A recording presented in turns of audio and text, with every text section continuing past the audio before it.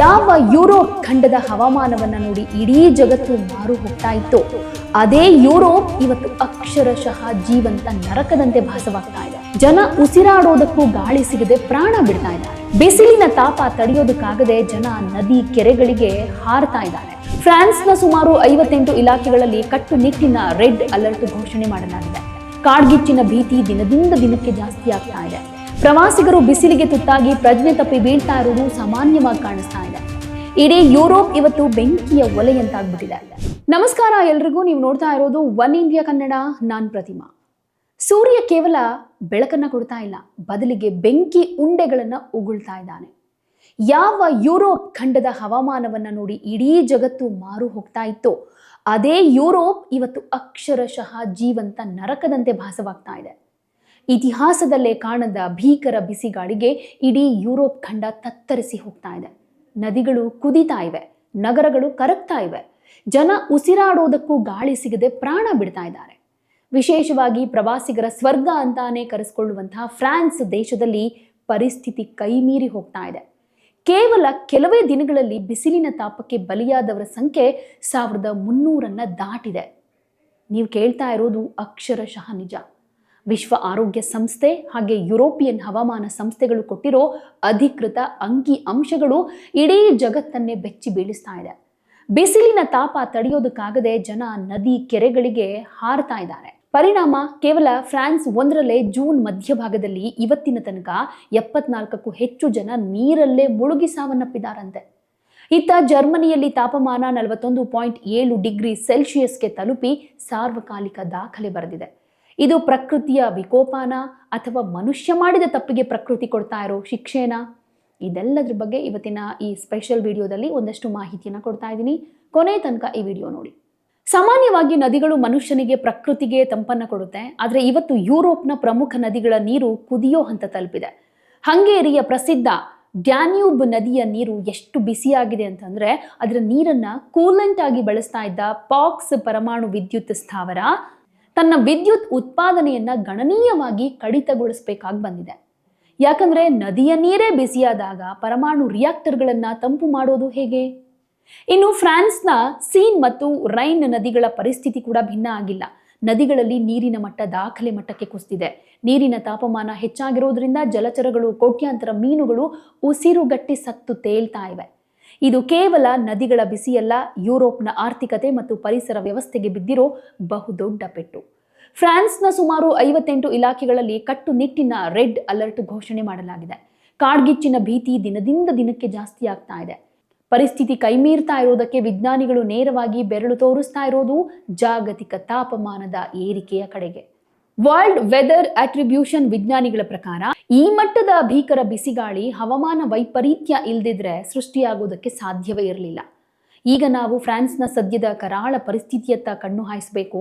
ಫ್ರಾನ್ಸ್ನ public health agency ಕೊಟ್ಟಿರೋ ಪ್ರಾಥಮಿಕ ವರದಿ ಪ್ರಕಾರ ಜೂನ್ 24 ನಂತರ ಉಂಟಾದ ತೀವ್ರ ತಾಪಮಾನದಿಂದ ದೇಶದಲ್ಲಿ ಸುಮಾರು 1300ಕ್ಕೂ ಹೆಚ್ಚು ಮಂದಿ ಸಾವನ್ನಪ್ಪಿದ್ದಾರೆ ಅಂತ. ಇಲ್ಲಿ ಗಮನಿಸಬೇಕಾಗಿರೋ ಪ್ರಮುಖ ಅಂಕಿ ಅಂಶಗಳು ಹಾಗೆ ವಾಸ್ತವ ಏನು ಅಂದ್ರೆ ವಯೋವೃದ್ಧರ ಮಾರಣ ಹೋಮ ಜಾಸ್ತಿ ಆಗ್ತಾ ಇದೆ ಅಂತ.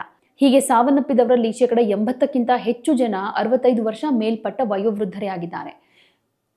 ದೇಹದ ಉಷ್ಣತೆಯನ್ನ ನಿಯಂತ್ರಣದಲ್ಲಿ ಇಟ್ಕೊಳ್ಳೋದಕ್ಕಾಗದೆ ತೀವ್ರ ನಿರ್ಜಲೀಕರಣ ಹಾಗೆ ಹೃದಯಾಘಾತದಿಂದ ಪ್ರಾಣ ಕಳೆದುಕೊಳ್ತಾ ಇದ್ದಾರೆ.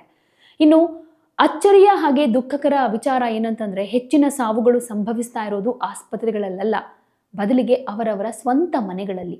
ಪ್ಯಾರಿಸ್ ಮತ್ತು ಅದರ ಸುತ್ತಮುತ್ತಲಿನ ಉಪನಗರಗಳಲ್ಲಿ ಒಂಟಿಯಾಗಿ ವಾಸ ಮಾಡ್ತಾ ಇದ್ದ ವೃದ್ಧರು ಮನೆಯೊಳಗಡೆ ಗಾಳಿ ಇಲ್ಲದೆ, AC ಸೌಲಭ್ಯ ಇಲ್ಲದೆ ನಿಶ್ಶಬ್ದವಾಗಿ ಪ್ರಾಣ ಬಿಡ್ತಿದ್ದಾರೆ. ಪ್ಯಾರಿಸ್ ನಗರದ ಆಸ್ಪತ್ರೆಗಳಿಗೆ ಬರೋ ಎಮರ್ಜೆನ್ಸಿ ಕರೆಗಳ ಸಂಖ್ಯೆ ಕಳೆದ ವರ್ಷಕ್ಕೆ ಕಂಪೇರ್ ಮಾಡಿದ್ರೆ ಅಕ್ಷರಶಃ 80% ಹೆಚ್ಚಾಗಿದೆ.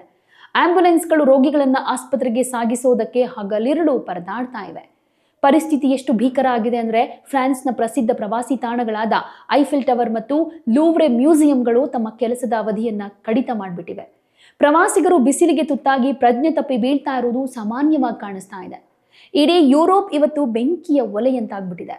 ಯುರೋಪ್ನ ಇತರ ದೇಶಗಳ ಪರಿಸ್ಥಿತಿಯನ್ನ ಒಂದ್ಸಲ ನೋಡೋದಾದ್ರೆ ಸದ್ಯದ ಪರಿಸ್ಥಿತಿ, ತಾಪಮಾನದ ದಾಖಲೆ ಯಾವ ರೀತಿಯಾಗಿ ಇದೆ ಅಂತ ನೋಡೋದಾದ್ರೆ ಜರ್ಮನಿಯಲ್ಲಿ 41.7 ಸೆಲ್ಸಿಯಸ್ ದಾಖಲೆಯ ತಾಪಮಾನ ಇದೆ.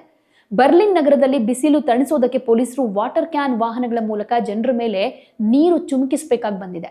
ವಿದ್ಯುತ್ ಗ್ರಿಡ್ಗಳು ಫೇಲ್ ಆಗ್ತಾ ಇವೆ. ಇನ್ನು ಇಟಲಿಯಲ್ಲಿ 18 ನಗರಗಳಲ್ಲಿ ರೆಡ್ ಅಲರ್ಟ್ ಘೋಷಣೆಯಾಗಿದೆ. ರೋಮ್, ಮಿಲನ್, ವೆನಿಸ್ ಸೇರಿದ ಹಾಗೆ 18 ಪ್ರಮುಖ ನಗರಗಳಲ್ಲಿ ತುರ್ತು ಪರಿಸ್ಥಿತಿ ಇದೆ. ಪ್ರವಾಸಿಗರು ಐತಿಹಾಸಿಕ ಕಾರಂಜಿಗಳ ನೀರನ್ನೇ ಮೈ ಮೇಲೆ ಹಾಕೊಳ್ತಾ ಇದ್ದಾರೆ. ಇನ್ನು ಪೋಲೆಂಡ್ನಲ್ಲಿ ಉಷ್ಣಾಂಶದ ತೀವ್ರ ಏರಿಕೆ ಆಗ್ತಾ ಇದೆ. ಬಿಸಿಲಿನ ಬೇಗೆ ತಾಳಲಾರದೆ ನದಿಗಿಳಿದು ಒಂದೇ ದಿನ 17ಕ್ಕೂ ಹೆಚ್ಚು ಮಂದಿ ಮುಳುಗಿ ಸಾವನ್ನಪ್ಪಿದ್ದಾರೆ.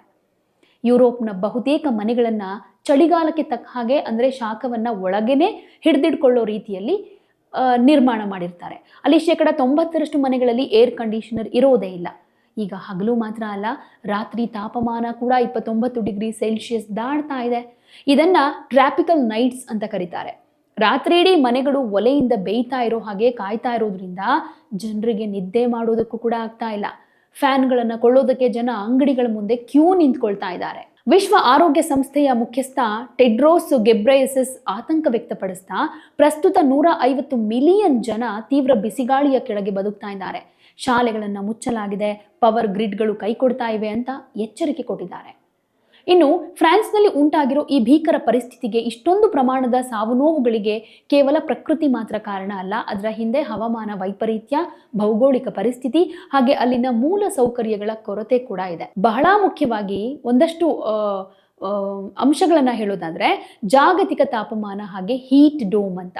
ಇದರ ಪರಿಣಾಮವಾಗಿ ವಾತಾವರಣದಲ್ಲಿ ಉಂಟಾಗಿರೋ ಹೆಚ್ಚಿನ ಒತ್ತಡದ ಕಾರಣದಿಂದ ಆಫ್ರಿಕಾದ ಸಹರಾ ಮರುಭೂಮಿಯಿಂದ ಬೀಸಿದ ಭೀಕರ ಬಿಸಿಗಾಳಿ ಯುರೋಪ್ ಖಂಡದ ಮೇಲ್ಭಾಗದಲ್ಲಿ ಸಿಕ್ಕಾಕೊಂಡಿದೆ. ಇದು ಒಂದು ಮುಚ್ಚಳದಂತೆ ಕೆಲಸ ಮಾಡ್ತಾ ಇದ್ದು ಸೂರ್ಯನ ಶಾಖವನ್ನ ಹೊರಗಡೆ ಹೋಗದ ರೀತಿ ತಡೆದು ತಾಪಮಾನವನ್ನ ದಿನದಿಂದ ದಿನಕ್ಕೆ ಜಾಸ್ತಿ ಮಾಡ್ತಾ ಇದೆ. ಇನ್ನು ಹವಾಮಾನ ವೈಪರೀತ್ಯ ಅಂತ ಬಂದಾಗ ವಿಜ್ಞಾನಿಗಳ ಪ್ರಕಾರ ಜಾಗತಿಕ ತಾಪಮಾನ ಏರಿಕೆಯಿಂದ ಹಿಂದೆ 100 ವರ್ಷಕ್ಕೊಂದ್ಸಲ ಬೀಸ್ತಾ ಇದ್ದ ಈ ಬಿಸಿಗಾಳಿ ಈಗ ಪ್ರತಿ 2-3 ವರ್ಷಕ್ಕೊಮ್ಮೆ ಅಪ್ಪಳಿಸ್ತಾ ಇದೆ. ಅದರ ತೀವ್ರತೆ 10% ಜಾಸ್ತಿ ಆಗಿದೆ. ಇನ್ನು ಆಗ್ಲೇ ಹೇಳಿದ ಹಾಗೆ ಯುರೋಪಿಯನ್ ಮನೆಗಳ ವಿನ್ಯಾಸ ಕೂಡ ಒಂದು ಕಾರಣ ಅಂತ. ಶಾಖವನ್ನ ಹಿಡಿದಿಡೋ ಮನೆಗಳು ಅಲ್ಲಿ, ಯಾಕಂದ್ರೆ ಯುರೋಪ್ ಮತ್ತು ಫ್ರಾನ್ಸ್ನಲ್ಲಿ ಚಳಿಗಾಲವೇ ಹೆಚ್ಚಿರೋದ್ರಿಂದ ಅಲ್ಲಿನ ಮನೆಗಳನ್ನ ಚಳಿಯಿಂದ ರಕ್ಷಣೆ ಮಾಡ್ಕೊಳ್ಳೋದಕ್ಕೆ ಅಂದ್ರೆ ಶಾಖವನ್ನ ಮನೆಯೊಳಗೆ ಹಿಡಿದಿಟ್ಕೊಳ್ಳೋದಕ್ಕೆ ಆ ರೀತಿಯಲ್ಲಿ ನಿರ್ಮಾಣ ಮಾಡಿರ್ತಾರೆ. ಬೇಸಿಗೆ ತಾಪಮಾನ 40 ಡಿಗ್ರಿ ದಾಟಿದಾಗ ಈ ಮನೆಗಳು ಅಕ್ಷರಶಃ ಓವನ್ ಅಥವಾ ಒಲೆಗಳ ರೀತಿ ಆಗ್ಬಿಡುತ್ತೆ. ರಾತ್ರಿ ಕೂಡ ಭೂಮಿ ತಂಪಾಗೋದಿಲ್ಲ. ಸಾಮಾನ್ಯವಾಗಿ ಹಗಲು ಎಷ್ಟೇ ಬಿಸಿಲಿದ್ರೂ ರಾತ್ರಿ ಆಗ್ತಾ ಇದ್ದ ಹಾಗೆ ಒಂಚೂರು ವಾತಾವರಣ ಕೂಲ್ ಆಗುತ್ತೆ. ಆದರೆ ಈ ಸಲ ಫ್ರಾನ್ಸ್ನಲ್ಲಿ ರಾತ್ರಿ ತಾಪಮಾನ ಕೂಡ 28ರಿಂದ 30 ಡಿಗ್ರಿ ಸೆಲ್ಸಿಯಸ್ ಆಸುಪಾಸಿನಲ್ಲೇ ಇರ್ತಾ ಇದೆ. ಇದರಿಂದ ಮನುಷ್ಯನ ದೇಹಕ್ಕೆ ಬಿಸಿಲಿನಿಂದ ಚೇತರಿಸಿಕೊಳ್ಳೋದಕ್ಕೆ ಟೈಮೇ ಸಿಗ್ತಾ ಇಲ್ಲ. ನಿರಂತರ ಶಾಖದಿಂದ ದೇಹದ ಅಂಗಾಂಗಗಳೇ ಕೈ ಕೊಡ್ತಾ ಇವೆ. ವಯೋವೃದ್ಧರ ಸಾವು ಕೂಡ ಜಾಸ್ತಿ ಆಗ್ತಾ ಇದೆ. ಫ್ರಾನ್ಸ್ ಹಾಗೆ ಇತರ ಯುರೋಪಿಯನ್ ದೇಶಗಳಲ್ಲಿ ವಯಸ್ಸಾದವರ ಸಂಖ್ಯೆನೇ ತುಂಬಾ ಹೆಚ್ಚಾಗಿದೆ. ವಯಸ್ಸಾದಂತೆ ದೇಹಕ್ಕೆ ಉಷ್ಣತೆಯನ್ನು ನಿಯಂತ್ರಣ ಮಾಡೋ ಸಾಮರ್ಥ್ಯ ಕೂಡ ಕಮ್ಮಿ ಆಗುತ್ತೆ. ಸಾವನ್ನಪ್ಪಿರೋರಲ್ಲಿ ಹೆಚ್ಚು ವಯೋವೃದ್ಧರೇ ಇದ್ದಾರೆ ಅಂತ. ಸೊ ಅವರಿಗೆ ಸರಿಯಾದ ಟೈಮ್ಗೆ ನೀರು ಅಥವಾ ವೈದ್ಯಕೀಯ ನೆರವು ಸಿಗ್ತಾ ಇಲ್ಲ. ಮನೆಯೊಳಗಡೆನೆ ಉಸಿರುಗಟ್ಟಿ ಸಾಯ್ತಾ ಇದ್ದಾರೆ. ಇನ್ನು ಒಂದು ಪ್ರಶ್ನೆ ಬರುತ್ತೆ ಇಲ್ಲಿ, ಭಾರತದಲ್ಲಿ ನಮಗೆ ಬೇಸಿಗೆಯಲ್ಲಿ 40 ಡಿಗ್ರಿ ಸೆಲ್ಸಿಯಸ್ ಅಥವಾ 42ರಷ್ಟು ಕೂಡ ರೀಚ್ ಆಗಿರೋದನ್ನು ನೋಡಿದ್ದೀವಿ. ಅದೊಂದು ರೀತಿ ಸಹಜ ಅನ್ನಿಸ್ಬಿಡುತ್ತೆ ನಮ್ಮ ಭಾರತಕ್ಕೆ, ಬಿಸಿಲು ಬೇಗೆ ಏನೇ ಇದ್ರೂ. ಆದರೆ ಫ್ರಾನ್ಸ್ ಅಥವಾ ಯುರೋಪ್ನಲ್ಲಿ ಇದೇ ತಾಪಮಾನಕ್ಕೆ 100 ಜನ ಪ್ರಾಣ ಬಿಡ್ತಿದ್ದಾರೆ ಅಂದರೆ ಇಲ್ಲಿ ಒಂದಷ್ಟು ಕಾರಣಗಳಿರುತ್ತೆ. ಅದರಲ್ಲಿ ಒಂದು ಮಾನವನ ದೇಹದ ಹೊಂದಾಣಿಕೆ, ಅಲ್ಲಿನ ಮನೆಗಳ ವಿನ್ಯಾಸ ಹಾಗೆ ಮೂಲ ಸೌಕರ್ಯ ಅಂತ. ಸೊ ಇದನ್ನು ನೀಟಾಗಿ ಅರ್ಥ ಮಾಡ್ಕೊಳ್ಳೋದಾದ್ರೆ ಜೈವಿಕ ಹೊಂದಾಣಿಕೆ ಅಂತ. ನಮ್ಮ ದೇಹ ನಾವು ವಾಸ ಮಾಡೋ ಹವಾಮಾನಕ್ಕೆ ತಕ್ಕ ಹಾಗೆ ಒಗ್ಗಿಕೊಂಡಿರುತ್ತೆ. ಭಾರತೀಯರ ದೇಹ ನಾವು ಹುಟ್ಟಿನಿಂದಲೇ ವರ್ಷದ ಬಹುಭಾಗ ಬಿಸಿಲನ್ನ ನೋಡಿ ಬೆಳೆದಿರ್ತೀವಿ. ನಮ್ಮ ದೇಹದ ಬೆವರಿನ ಗ್ರಂಥಿಗಳು ಹಾಗೆ ರಕ್ತ ಪರಿಚಲನಾ ವ್ಯವಸ್ಥೆ ಅತಿ ಹೆಚ್ಚು ತಾಪಮಾನವನ್ನ ತಡೆದುಕೊಳ್ಳೋದಕ್ಕೆ ಮತ್ತು ದೇಹವನ್ನ ಬೇಗನೆ ತಂಪು ಮಾಡಿಕೊಳ್ಳೋದಕ್ಕೆ ಯಾವಾಗಲೂ ರೆಡಿ ಆಗಿರುತ್ತೆ. ಫ್ರಾನ್ಸ್ ಜನರ ದೇಹ ಯಾವ ಥರ ಅಂದರೆ, ಯುರೋಪ್ನಲ್ಲಿ ವರ್ಷದ 8-9 ತಿಂಗಳು ಚಳಿಗಾಲ ಅಥವಾ ತಂಪಾದ ಹವಾಮಾನ ಇರುತ್ತೆ. ಅಲ್ಲಿನ ಜನರಿಗೆ ಬಿಸಿಲಿನ ಅನುಭವವೇ ಕಮ್ಮಿ. ಹೀಗಾಗಿ ಇದ್ದಕ್ಕಿದ್ದ ಹಾಗೆ ಉಷ್ಣಾಂಶ 40 ಡಿಗ್ರಿ ದಾಟಿಬಿಟ್ರೆ ಅವರ ದೇಹಕ್ಕೆ ಅದನ್ನು ತಡ್ಕೊಳ್ಳೋದಕ್ಕಾಗೋದೇ ಇಲ್ಲ. ಅವರ ರಕ್ತದೊತ್ತಡ ಏರುಪೇರಾಗುತ್ತೆ, ಹೃದಯಾಘಾತ ಆಗುತ್ತೆ, ಹೀಟ್ ಸ್ಟ್ರೋಕ್ ಕೂಡ ಆಗ್ಬಿಡುತ್ತೆ. ಆಗಲೇ ಹೇಳಿದಾಗೆ ಮನೆಗಳ ವಿನ್ಯಾಸ ಕೂಡ ಬೇರೆ ಥರ ಇರುತ್ತೆ ಭಾರತೀಯ ಮನೆಗಳಿಗೆ ಕಂಪೇರ್ ಮಾಡಿಬಿಟ್ರೆ. ಫ್ರಾನ್ಸ್ನ ಮನೆಗಳಲ್ಲಿ ಶಾಖ ಹೊರಗಡೆ ಹೋಗಬಾರ್ದು ಅನ್ನೋ ರೀತಿಯಲ್ಲೇ ಎತ್ತರದ ಸೀಲಿಂಗ್ ಇರುತ್ತೆ, ದೊಡ್ಡ ಕಿಟಕಿಗಳಿರುತ್ತೆ, ಕಾಂಕ್ರೀಟ್ ಅಥವಾ ಇಟ್ಟಿಗೆಯ ಗೋಡೆಗಳು, ಅದ್ರ ಜೊತೆಗೆ ಗಾಳಿ ಆಡೋದ ರೀತಿಯಲ್ಲಿ ಇರುತ್ತೆ. ಅಲ್ಲಿ ಚಳಿಗಾಲನೇ ಹೆಚ್ಚಾಗಿರೋದ್ರಿಂದ ಶಾಖ ಮನೆಯೊಳಗಡೆನೆ ಇರಬೇಕು, ಬೆಚ್ಚಗಿರಬೇಕು ಅನ್ನೋ ನೀಟಲ್ಲಿ ಮನೆಯನ್ನ ರೆಡಿ ಮಾಡಿರ್ತಾರೆ. ಅಲ್ಲಿ 90% ಮನೆಗಳಲ್ಲಿ ಫ್ಯಾನ್ ಅಥವಾ AC ಇರೋದೇ ಇಲ್ಲ. ಹೀಗಾಗಿ ಹೊರಗಿನ 40 ಡಿಗ್ರಿ ತಾಪಮಾನದ ಶಾಖ ಮನೆಯೊಳಗೆ ಸೇರ್ಕೊಂಡ್ಬಿಟ್ರೆ ಮನೆಗಳು ಅಕ್ಷರಶಃ ಒಲೆ ರೀತಿನೇ ಆಗ್ಬಿಡುತ್ತೆ. ಉಸಿರಾಟಕ್ಕೂ ಕೂಡ ಕಷ್ಟ ಆಗುತ್ತೆ. ಸೊ ಫ್ರಾನ್ಸ್ನಲ್ಲಿ ಬಿಸಿ ಗಾಳಿ ಬಂದಾಗ ಗಾಳಿಯ ಚಲನೆ ಸಂಪೂರ್ಣ ನಿಂತು ಹೋಗುತ್ತೆ. ಕೆಲವು ಭಾಗಗಳಲ್ಲಿ ಆರ್ದ್ರತೆ ಹೆಚ್ಚಾಗಿರುತ್ತೆ. ಗಾಳಿಯಲ್ಲಿ ತೇವಾಂಶ ಹೆಚ್ಚಿದಾಗ ನಮ್ಮ ದೇಹದ ಬೆವರು ಈಸಿಯಾಗಿ ಆವಿಯಾಗೋದಿಲ್ಲ. ಬೆವರು ಆವಿಯಾಗದೇ ಇದ್ರೆ ದೇಹದ ಉಷ್ಣತೆ ಕಮ್ಮಿ ಆಗೋದಿಲ್ಲ. ಇದರಿಂದ ರಿಯಲ್ ಫೀಲ್ ಅಂತಂದ್ರೆ ಪರಿಸರದ ತಾಪಮಾನ 40 ಡಿಗ್ರಿ ಇದ್ರೂ ದೇಹಕ್ಕೆ ಅದು 46 ಡಿಗ್ರಿಯ ರೀತಿ ಭಾಸವಾಗುತ್ತೆ. ಸೊ ನಮಗೆ 40 ಡಿಗ್ರಿ ಅನ್ನೋದು ಸಾಮಾನ್ಯ ಬೇಸಿಗೆ ಅಂತ ಅನ್ಸಿದ್ರು, ಆದ್ರೆ ಚಳಿಗೆ ಒಗ್ಗಿಕೊಂಡಿರೋ ಫ್ರಾನ್ಸ್ ದೇಶಕ್ಕೆ ಹಾಗೆ ಅಲ್ಲಿನ ಮನೆಗಳಿಗೆ 40 ಡಿಗ್ರಿ ಅನ್ನೋದು ಪ್ರಕೃತಿ ಸೃಷ್ಟಿಸಿರೋ ತುರ್ತು ಪರಿಸ್ಥಿತಿಯಂತೆ ಕಾಣಿಸ್ತಾ ಇದೆ. ಯುರೋಪ್ನಲ್ಲಿ ಸೃಷ್ಟಿಯಾಗಿರೋ ಈ ಪರಿಸ್ಥಿತಿ ಇಡೀ ಜಗತ್ತಿಗೆ ಒಂದು ಎಚ್ಚರಿಕೆ ಗಂಟೆಯಾಗಿದೆ. ಹವಾಮಾನ ವೈಪರೀತ್ಯ ಅನ್ನೋದು ಕೇವಲ ಭಾಷಣಕ್ಕೆ ಸೀಮಿತವಾದ ವಿಷಯ ಅಲ್ಲ, ಅದು ನಮ್ಮ ಮನೆ ಬಾಗಿಲಿಗೆ ಬಂದು ಜೀವಗಳನ್ನು ಬಲಿ ಪಡಿತಾ ಇದೆ ಅನ್ನೋದಕ್ಕೆ ಈ 2026ರ ಯುರೋಪ್ ಹೀಟ್ ವೇವ್ ಸಾಕ್ಷಿಯಾಗಿದೆ. ಪ್ರಕೃತಿಯ ಸಮತೋಲನವನ್ನ ಕಾಯ್ದುಕೊಳ್ಳದೆ ಇದ್ರೆ ಶ್ರೀಮಂತ ದೇಶಗಳು ಕೂಡ ಪ್ರಕೃತಿಯ ವಿಕೋಪದ ಮುಂದೆ ಮಂಡಿಯೂರಿ ನಿಲ್ಬೇಕಾಗತ್ತೆ.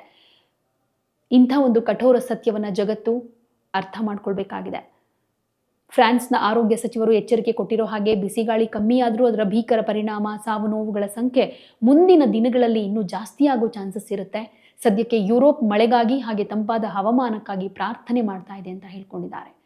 ಸೊ ಆದಷ್ಟು ಬೇಗ ಯುರೋಪ್ನಲ್ಲಿ ಈಗ ಏನಿದೆ ಸ್ಥಿತಿ ಅದು ಇಲ್ಲದಂತಾಗ್ಲಿ, ಸಹಜ ಸ್ಥಿತಿಗೆ ಮರಳಲಿ ಅಂತ ನಾವು ಕೂಡ ಕೇಳ್ಕೋಬೇಕಾಗುತ್ತೆ. ಯಾವುದೇ ಸುದ್ದಿಯ ಅಪ್ಡೇಟ್ ಅನ್ನ ಮಿಸ್ ಮಾಡ್ಕೊಳ್ಬಾರ್ದು ಅಂದ್ರೆ ಈಗ್ಲೇ ಒನ್ ಇಂಡಿಯಾವನ್ನ ಸಬ್ಸ್ಕ್ರೈಬ್ ಮಾಡಿ. ನಿಮಗೆ ಬೇಕಾದ ಭಾಷೆಯಲ್ಲಿ ಎಲ್ಲಾ ಸುದ್ದಿ ತಿಳಿಬೇಕು ಅಂದ್ರೆ ಒನ್ ಇಂಡಿಯಾ ಆಪ್ ಅನ್ನ ಡೌನ್ಲೋಡ್ ಮಾಡ್ಕೊಳ್ಳಿ.